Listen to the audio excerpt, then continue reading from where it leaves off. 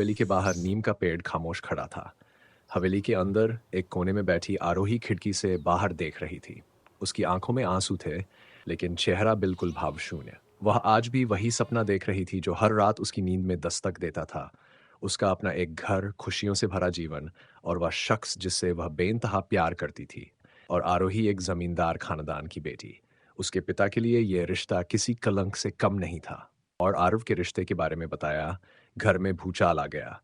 उसके पिता ने उसे एक कमरे में बंद कर दिया। माँ ने आंसू बहाए लेकिन कुछ कह न सकी। आरव ने बहुत कोशिश की, लेकिन उसके पास न तो ताकत थी, न कोई ऐसा सहारा जो उसे इस स्थिति से बाहर निकाल सके। एक रात आरोही ने हिम्मत जुटाई और खिड़की से कूदकर भाग गई। आरव स्टेशन पर उसका इंतजार कर रहा था। दोनों भागने ही वाले थे कि तभी आरोही के पिता अपने लोगों के साथ वहां पहुंच गए। आरव को बुरी तरह पीटा गया और आरोही को जबरदस्ती घर ले जाया गया। उस रात जब आरोही अपने कमरे में कैद थी, आरव शहर छोड़कर कहीं चला गया। उसने कोई चिट्ठी नहीं छोड़ी, न ही कोई संदेश।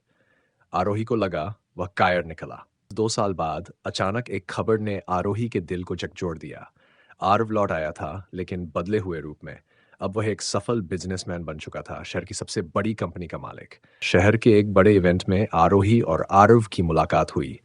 आरोही ने हिम्मत करके कहा, कैसे हो? आरव ने ठंडी निगाहों से देखा। अच्छा हूं, और तुम? आरोही को इस बेरुखी की उम्मीद नहीं थी। आ, उसने कांपती आवाज में कहा, मैंने सोचा नहीं था कि तुम लौटोगे।